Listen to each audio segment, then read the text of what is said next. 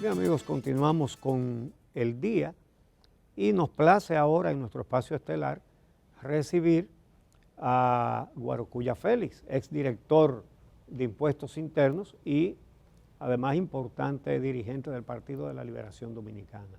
Muy buenos días, Guarocuya. Un placer recibirte aquí. Muy buenos días, Uchi. El placer es mío estar contigo, con Edith y con mi querido profesor David Martín, a quien tenía muchos días sin verle. Yo creo que lo de la pandemia, eso ha sido uno de los temas más difíciles, ¿no? De poder ver a los amigos y creo que ahora que entraremos en un proceso de mayor normalidad, pues será mucho más fácil. Pero el cariño sigue intacto. Intacto, así es. Entonces, David Álvarez fue profesor de Guarocuya Félix. Sí, déjame aclararlo. ¿De qué asignatura? Déjame aclararlo. Eran normalmente materias de historia. Yo entré en INTEC siendo un niño de 22 años a dar clase en los años 80. ¿Cómo? ¿Catedrático a los 22 años? Sí, yo comencé como catedrático a los 22 años. Y estos muchachitos que yo le daba clase, yo nada más le llevaba 3 o 4 años. Y hay un grupo muy grande, estábamos recordando nombres comunes. El presidente de la República fue compañero de Guarocuya también. Pavel Isa, otra persona muy conocida.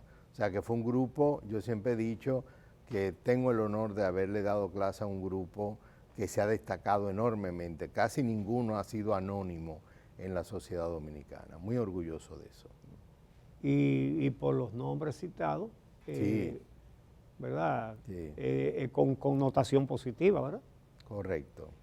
Gente muy bueno, valiosa. pues, doblemente bienvenido, Guarocuya alumno. No, muchísimas gracias. Y es buena la aclaración, es verdad. David tenía 23 años cuando fue mi profesor. Sí. Es decir, muy joven. ¿Y tú tenías? Yo tenía en ese entonces 19 años. Bueno, pero hace rato de eso, ¿verdad? Sí, no tanto, sí, no tanto. Más o menos, Uchi, sí, yo voy a cumplir 56. O sea que, Ya. ¿Es 56 nada más? Sí. Porque son muchachitos. Ahí le van a llevar un cafecito para que entremos en materia entonces. Guarocuya Félix, exdirector de Impuestos Internos. Estamos en una época, en esta época de redes sociales, en que, para poner de ejemplo lo más reciente, el presidente dijo anoche que anunció que están eliminadas todas las restricciones, mascarilla, tarjeta de vacuna, en fin. Entonces ya una parte le cayó encima. Si hubiera sido lo contrario, o bueno, ya ha sucedido, cuando ha anunciado restricciones, también le han caído encima. Y si eso sucede con las mascarillas, mucho más con los impuestos, y tú que has dirigido ese departamento, aquí hace falta, yo diría que más que una reforma fiscal, una revolución fiscal. ¿Cómo tú entiendes que debería hacerse? ¿Qué es lo que hay que hacer para que el Estado recaude? Bueno, no se puede decir que nadie se queje. Todo el que paga impuestos se queja y por eso son impuestos, ¿verdad? Pero, ¿cuál sería la fórmula de que el Estado tenga los recursos que necesita y la gente lo acepte? Mira, Uchi, el tema impositivo siempre es un tema que genera mucha discusión en las sociedades, no solo en la de República Dominicana, te diría en la sociedad humana en sentido general. El tema impositivo a través de la historia siempre ha sido un tema controvertido. No sé si sabías que en la antigua Roma, por ejemplo, llegó a ponerse un impuesto a la orina, o en Inglaterra se llegó a poner un impuesto al tamaño de las ventanas. Entonces siempre los estados han tenido necesidad de recaudar y ha habido impuestos que a la luz del desarrollo presente, mirándolo en la historia, parecería que eran impuestos absurdos, pero que probablemente en el momento histórico tuvieron algún tipo de sentido. Los impuestos también generan externalidades positivas y externalidades negativas, lo he dicho muy fino, lo he dicho elegantemente, que es decir, los impuestos no son neutrales, afectan a las personas en algún sentido, porque los impuestos es, más allá del efecto recaudatorio, la principal herramienta que se tiene para cambiar el comportamiento de los agentes económicos, es decir, de las personas y de las empresas que interactúan en el mundo económico. Pero no hay una fórmula mágica, Uchi. La Estrategia Nacional de Desarrollo establece esa necesidad de un diálogo que nos lleve a un pacto social y probablemente sea el mejor camino, no es la única fórmula, pero probablemente sea el mejor camino en una sociedad democrática y que tiende a ser cada vez más abierta en el sentido de la participación de los diferentes agentes sociales, económicos, individuos, empresas, personas. Y ese diálogo creo que se hace imprescindible porque el tema de estar tocando los impuestos de manera aislada es lo que ha permitido que tengamos un sistema tributario difícil, muy difícil de administrar en República Dominicana, con múltiples regímenes que interactúan de manera simultánea, y eso nos obliga a tener que hacer un alto necesario para poder mirar el panorama completo y no estar hablando de impuestos de forma aislada sin saber cuáles son los impactos que tienen otros sectores o las interacciones que tienen. Yo imagino que tú estás reaccionando a la norma que está puesta en consulta por parte del Poder Ejecutivo y la Dirección General de Impuestos, la que se plasmaría en un potencial decreto, sobre los impuestos a establecerse, en este caso del ITEVIS, a las plataformas que suministran contenido digital. Y yo creo que este es un tema que va a generar mucha controversia, mucha discusión. Mi opinión, y es que no debe de ser una propuesta aislada y que esto debería de ir a ese diálogo que nos conlleva el pacto fiscal. En el momento que se produzca, porque sabemos que no había condiciones en el marco de la pandemia, creo que perdimos oportunidades en mi propia administración que pudimos haber potenciado ese diálogo. La verdad es que sigue estando pendiente y creo que sería lo más sano para la sociedad. Porque muchas personas se han concentrado solo en las plataformas que dan suministro de ocio, es decir, del caso de las películas o el caso de la publicidad, pero estamos hablando de temas tan sensibles para el aparato productivo de cualquier economía contemporánea como es el tema de software.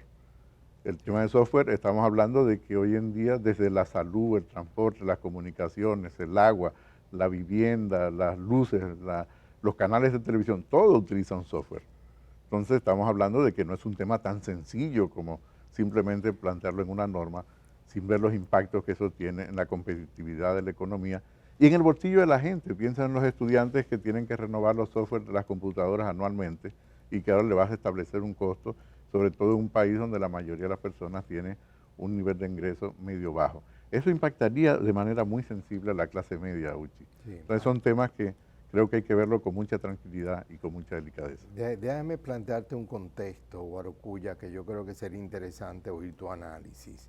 Hace pocos meses salió un documento donde se planteaba una reforma, me gusta mucho el concepto de Uchi, de una revolución impositiva, y en los medios se decía que esa era una propuesta oficiosa, no oficial, pero que detrás estaban actores del gobierno planteándola. De pronto el presidente da un discurso y dice que él no va a hacer eso, que eso afectaría mucho a la sociedad y que ellos no estaban detrás de eso. No sé si lo dijo exactamente así, pero indudablemente tumbó la idea de poder llegar a una reforma fiscal.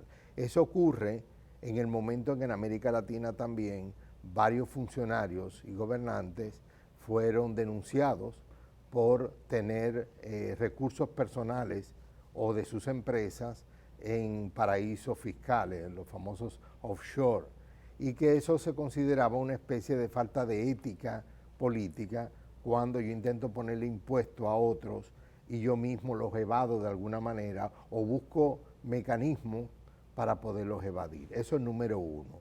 Lo otro que me gustaría escuchar tu parecer también es que constantemente con las reformas fiscales el argumento de muchas personas y analistas es que no se termina de tocar al gran capital, a los que tienen grandes ganancias, sino que se termina tocando el consumo, especialmente el consumo de bienes como refrescos, por ejemplo, que todo el mundo los toma y todo el mundo los paga, las mismas comunicaciones, los teléfonos, los pasajes de avión, o termina aplicándosele a los asalariados.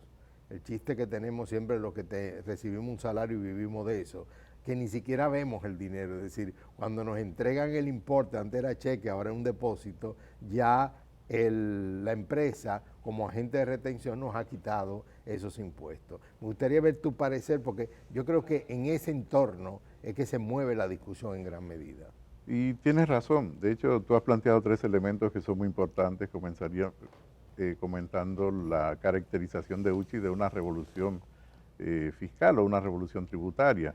A mí me gusta hablar de una nueva fiscalidad en República Dominicana, porque de lo que se trataría es de discutir en ese diálogo necesario que tiene que darse cuál es la fiscalidad que necesita la República Dominicana para poder consolidarse como una de las economías no solo de mayor crecimiento, sino de niveles de equidad, no solo en América Latina, sino a nivel global. República Dominicana debería comenzar a compararse con los países, con los indicadores de los países de la Organización para la Cooperación y Desarrollo Económico, es decir, con los países que tienen mayor nivel de desarrollo y al mismo tiempo mayor nivel de equidad. Estoy pensando, por ejemplo, en Nueva Zelanda, que también es una isla, es una economía que está relativamente lejos de los centros globales y al mismo tiempo sigue siendo una economía muy dinámica y con aspectos distributivos que son, digamos, el espejo de muchos países, incluyendo los países nórdicos. Por lo tanto, sí, estoy de acuerdo con el tema de esa necesaria nueva fiscalidad.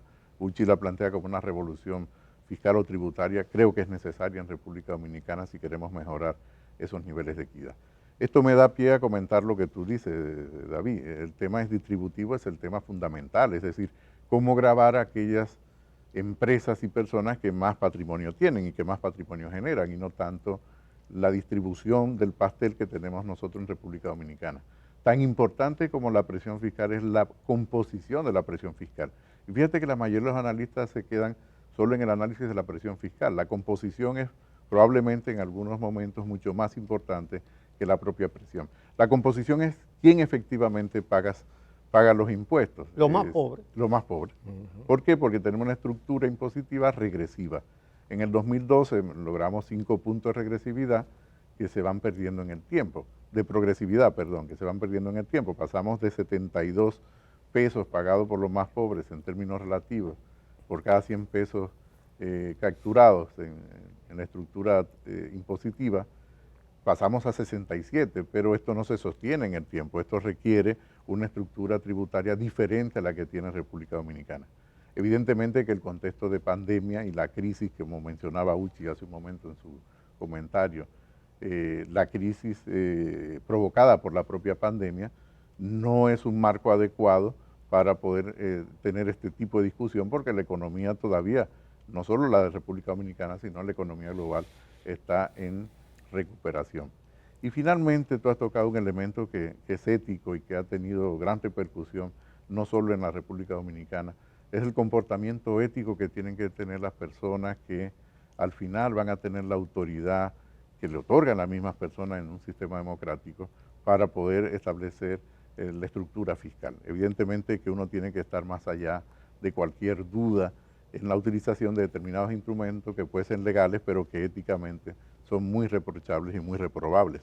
Piensa, por ejemplo, que estas plataformas globales, por lo regular, aunque estén algunas situadas en Estados Unidos, pero su estructura jurídica, aunque tenga su cuartel general, por decirlo de alguna manera, su sede central corporativa, en una ciudad como Nueva York, su estructura jurídica probablemente esté en Delaware, que es una especie de paraíso fiscal dentro del territorio de los Estados Unidos, pero al mismo tiempo probablemente esa estructura que jurídica que está en Delaware, con esa sede corporativa central de Nueva York, su localización tributaria está en un paraíso fiscal como lo es Luxemburgo. Entonces, son de los temas difíciles de poder gestionar para poder establecer cierta equidad, porque se estaría estableciendo un impuesto indirecto, es decir, cobrándole a los usuarios finales, pero no estaríamos cobrando ni capturando la parte correspondiente al impuesto sobre la renta, sobre los beneficios que generan un mercado como el nuestro.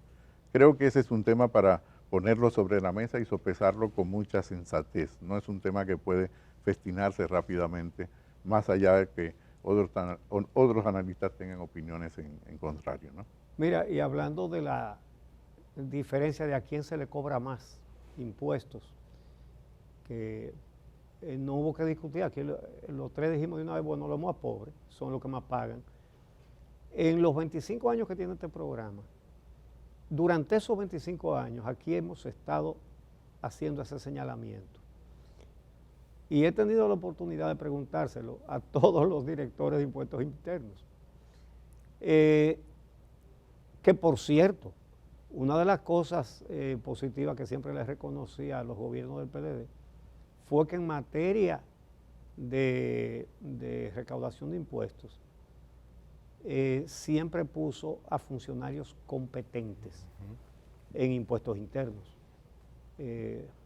Juan Hernández, Guarocuya Félix, Magín Díaz, y a todos en algún momento, y algunos hace muchos años como Juan Hernández, siempre les hice esa pregunta cuando los invitábamos a este programa.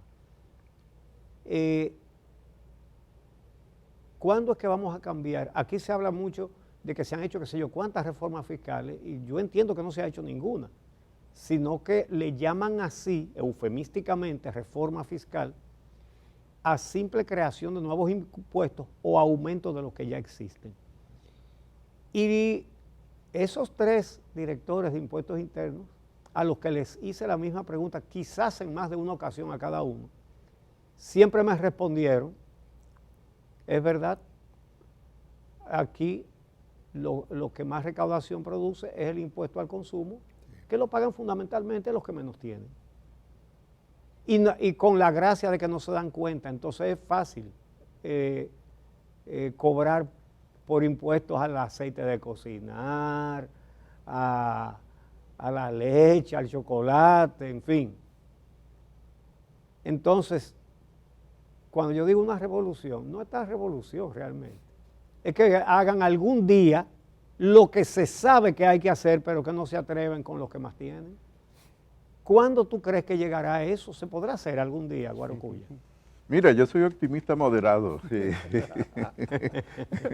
pero optimista al fin, ¿no? Pero bastante moderado. La estructura impositiva de un país es el reflejo de la estructura de poder de una sociedad. De hecho, la mejor fotografía de la sociología del poder es la estructura impositiva, y eso te está diciendo con nombres y apellidos quiénes efectivamente tienen poder y quiénes no tienen poder. Y por lo tanto, en una sociedad democrática, yo creo que, y sobre todo en partidos que se definen a sí mismos como progresistas, una de las principales aspiraciones es tener un sistema tributario mucho más justo desde el punto de vista distributivo. Eso implica que cada quien pague de acuerdo a la proporción de los ingresos y los beneficios que genera, y evidentemente que los más pobres no están exactamente en esa ecuación. Porque no solo paga el impuesto al asalariado, el que más paga, porque en República Dominicana la mayoría no tiene un trabajo estable ni de calidad. Por ejemplo, hemos recuperado parte del empleo perdido, sí, y nos hemos situado ligeramente por encima del punto de vista del empleo de lo que fue previo a la pandemia. Sin embargo, los empleos que se generan son de muy baja calidad y además muy inestables, incluso con más baja calidad que los que teníamos ya en el 2019, que era un tema ya de preocupación, porque el tipo de empleo que no se genera, vuelvo y reitero, es de muy baja calidad. Calidad en el sentido de que no tiene la protección social debida, no tiene los niveles de ingresos que permitan a las personas reproducirse adecuadamente en el día a día, en el pago de los servicios y los bienes que consumen. Y si al mismo tiempo hay un contexto de alta inflación, pues esto lo que hace es que lo dificulta. Tomando en cuenta el punto de inicio del incremento de los precios, llevamos en torno a un 16% de inflación acumulada. Quiere decir, es un tema para preocuparse. Y por lo tanto ese es el contexto en que estamos hablando en este momento y que habría que tomarlo en consideración. Uchi, en el caso de España, en el 1982, cuando gana el Partido Socialista Obrero Español, que se comienza a trabajar de manera constante y sostenida, aunque ya se venía desde antes, el ingreso de España a la Unión Europea, los socialistas se plantearon la necesaria reforma de la estructura fiscal del Estado español, la estructura tributaria. Y los socialistas pusieron 1 punto por año aproximadamente de presión fiscal en la estructura tributaria española. Evidentemente que esto no es un tema repetible, eso corresponde a cada nivel de sociedad, pero República Dominicana debería de moverse en la senda de lo que establece la Estrategia Nacional de Desarrollo. Pero vuelvo y reitero, el contexto donde estamos no es el mejor para poder estar hablando ahora de una reforma o de reformas parciales. Así es. En el Tú lo has, sí, no, sí, no, por favor, perdón, continúa. tú lo has dicho claramente, no hemos tenido grandes reformas fuera de la reforma comprensiva que se dio en 1992 con el presidente Balaguer, fue la última gran reforma comprensiva. Fíjate que una reforma tributaria no debe darse de manera aislada. Hay 4 reformas o 3 reformas adicionales que tienen que estar sobre la mesa al momento que se hable de esa nueva fiscalidad o de esa revolución tributaria. Y el primero es la reforma del mercado de trabajo, que no se agota con la reforma del Código tributario, que solamente regula la relación obrero-patronal, pero deja fuera la mayor parte de la sociedad, que lo que genera es un ingreso a destajo o por actividades propias o en pequeña actividad de comercio. La reforma del mercado de trabajo es fundamental porque al final de cuentas quienes pagan impuestos somos las personas y las empresas, y esas son las que componen el mercado de trabajo. Si tenemos un mercado ineficiente de trabajo, no te funciona adecuadamente la estructura impositiva. No importa cuántas reformas tú vayas a hacer, van a terminarse agotando los impuestos porque no va a haber capacidad para poder sostenerla en el tiempo. Probablemente fue el director de impuestos que más habló del mercado de trabajo, pero reconozco mi incompetencia en poder haber transmitido adecuadamente a los decisores de política del momento. Espero ser algún decisor de política importante para poder situar sobre la mesa la necesaria reforma profunda del mercado de trabajo. El mercado de trabajo es lo primero que debemos de discutir. Luego viene la estructura impositiva. La otra gran reforma es la reforma política del territorio, Uchi. No importa cuántas reformas nosotros hagamos, cuánta eficiencia se intente hacer gasto si no reformamos la estructura política del territorio, si no ordenamos políticamente el territorio. Tenemos el Distrito Nacional más 31 provincias, pero al mismo tiempo tenemos una gran cantidad de representantes y además todo el mundo exige una universidad estatal en su propio territorio. Vamos a llegar casi al nivel de municipio. Esto es incosteable para un país con las limitaciones tributarias, fiscales y población que nosotros tenemos.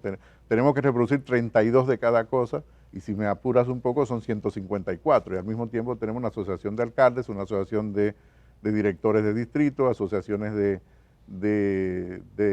concejales de distrito, asociaciones de concejales de municipios y cuando tú vienes a ver todo el pastel se nos va en pagar una burocracia parasitaria cuando lo que necesitamos es tener un Estado grande pero una administración mucho más pequeña.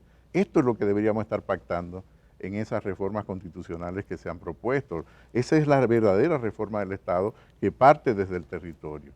Y la siguiente reforma, que no puede estar aislada de cualquier discusión sobre el aspecto fiscal o tributario en República Dominicana, es la reforma del sistema de seguridad social. ¿Cómo podemos garantizar al final del periodo que las personas tengan capacidad para consumir bienes y servicios cuando se pensionan? Fíjate que tenemos un absurdo. Hoy, que todavía me falta entrar en la edad de pensión y a David también, a ti Uchi también te falta entrar en la edad de pensión, tú no te vas a jubilar nunca, pero si tuviésemos que jubilarnos, ¿qué ocurriría? Que perdemos el seguro médico. Sí, algo totalmente absurdo, que es cuando más lo necesitas. Entonces, son de los temas que nosotros tenemos que poner sobre la mesa y hablarlo con claridad. Y yo la verdad que eché en falta estos temas en esa mesa de diálogo convocada por el gobierno en el marco del Consejo Económico y Social. No sé si hay tiempo, Uchi, pero me gustaría que tú pudieras hacer una observación. Ayer tuvimos al consultor jurídico del Poder Ejecutivo hablando de los fideicomisos en relación a Punta Catalina, pero en sentido general también. Y él hablaba sobre el contexto legal, organizacional que eso implica. Económicamente, ¿cómo tú percibes el tema del fideicomiso? Partiendo del hecho que aunque con el tema Punta Catalina pareciera como que es un tema nuevo, realmente República Dominicana ya tiene una tradición de fideicomiso, lo único que no había sido vinculado a un tema tan relevante como el de Punta Catalina. Mira, David, me tocó ser, porque se olvida, acá siempre me presentan como director de impuestos, pero hace 10 años casi que dejé de ser director de impuestos, en un par de años, ¿no? Fui superintendente de valores y en esa condición me tocó discutir la ley vigente sobre fideicomisos hipotecarios en República Dominicana. En la parte de fideicomisos públicos, evidentemente que hay que reforzar el marco legal, el marco jurídico existente no es lo suficientemente robusto como para darle la cobertura necesaria a los fideicomisos catalogados como fideicomisos públicos, que es donde participa el Estado y el Estado puede poner en administración determinados activos en manos de terceros, incluyendo empresas que puedan ser al mismo tiempo titularidad del Estado. Y yo creo que esto es un tema que está pendiente y es muy relevante, es muy relevante. El presidente de la República así lo reconoció y había una iniciativa en el Congreso que precisamente fue aprobada por el Senado y que está pendiente de conocerse en la Cámara de Diputados sobre el marco jurídico para los fideicomisos públicos. El otro punto es que, referido a Punta Catalina, el tema no es tanto el fideicomiso, la figura del fideicomiso, como el tema del contrato. Y el Partido de la Liberación Dominicana en su momento así lo fijó como posición. El tema no es la figura del fideicomiso, es el contrato, es la calidad del contrato. Porque los fideicomisos públicos están descansando fundamentalmente en la bondad del contrato, es decir, qué tan bueno es el contrato para el sector público. Y la deficiencia que tiene el fideicomiso Punta Catalina no es la figura del fideicomiso, es el contrato. La eficiencia del fideicomiso público ya existía y por lo tanto hay que fortalecerla con un marco jurídico que le dé mucho más solidez a la capacidad, por ejemplo, de supervigilancia que tienen los órganos de control del sector público. Y fíjate que creo que estamos teniendo un uso y sobreabuso de fideicomisos en República Dominicana, sobre todo desde el punto de vista del sector público, porque estamos pasando competencias que son propias de ministerios y de órganos reguladores del Estado a fideicomisos que son administrados con características privadas. En los gobiernos del Partido de la Liberación Dominicana fue que se inició la creación de fideicomisos públicos, pero se hicieron con bienes que no tenían las características que tiene Punta Catalina, que es un bien que genera un bien privado. Un bien privado es decir, aquel bien que no tiene rival, pues genera energía eléctrica, la energía que yo consumo no la puede consumir otro.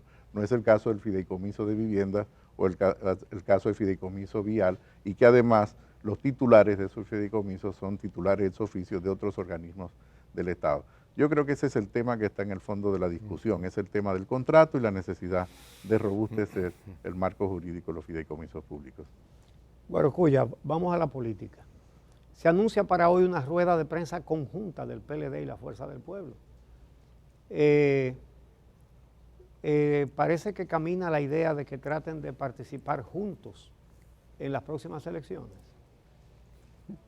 Mira, Uchi, lo que es evidente es que en el sistema electoral nuestro, ninguna de las fuerzas políticas mayoritarias, vamos a decir mayoritarias, que tienen la mayor simpatía en la sociedad, podría ganar solo unas elecciones en primera vuelta, y eso nos obliga a pactar. Esto no tiene que verse como algo negativo ni endemoniado, porque resulta que hay algunos que ven esto cuando uno lo trata, incluyendo mi propia organización política, como que uno está cediendo espacio o transigiendo. No, simplemente la realidad política y el sistema electoral nos impone. Yo no sé tanto, Uchi, si la rueda de prensa, que no conozco cuál va a ser el contenido, va a ser sobre las necesidades de alianzas desde este momento hacia vista de cara al proceso electoral venidero, como a las preocupaciones que se pueden tener las reformas de la ley electoral que se ha planteado en el marco del Consejo Económico y Social y la propia Constitución de la República, disminuyendo los porcentajes. Pero puede tratarse de las dos cosas al mismo tiempo. Sin ninguna duda. Por lo tanto, tú y yo ahora estamos especulando sobre qué va a ocurrir en esa rueda de prensa. Exacto. Y estamos poniendo elementos que probablemente van a estar en la mesa o que van a estar siendo tratados en esa rueda de prensa. Evidentemente que, vuelvo y reitero, ninguna de las fuerzas políticas, y yo creo que hay que hacer conciencia de esto, gana solo unas elecciones en primera vuelta. Y por lo tanto nos obliga necesariamente a pactar. El tema de segunda vuelta y el 51% lo que le da es una estabilidad política y democrática al sistema. Y por lo tanto yo espero que a nadie se le ocurra, en su sano juicio, modificar la Constitución para disminuir esos porcentajes. Yo creo que esto ha sido sano en la sociedad, ha hecho que es verdad que los partidos sean menos extremistas, todos tendamos a estar mucho más en el centro del espectro político, y a veces también tiene otros costos que pueden ser negativos, pero cuando lo ponemos en una balanza, el balance es positivo para la República Dominicana. Tenemos uno de los países políticamente más estables de la región, y esto no es un tema menor. Este es el principal tema que nosotros tenemos que preservar, porque es lo que nos permite a nosotros crecer, nos permite a nosotros discutir sobre el aspecto distributivo, nos permite a nosotros garantizar derechos cada vez más amplios a la ciudadanía. Mira, por lo tanto, este es un prerequisito fundamental.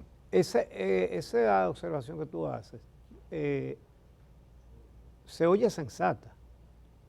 Es decir, que no se haga una reforma para cambiar el 50 más 1. Que si bien fue una creación de Balaguer para cerrarle el paso a Peña Gómez, pero Peña Gómez ya no está.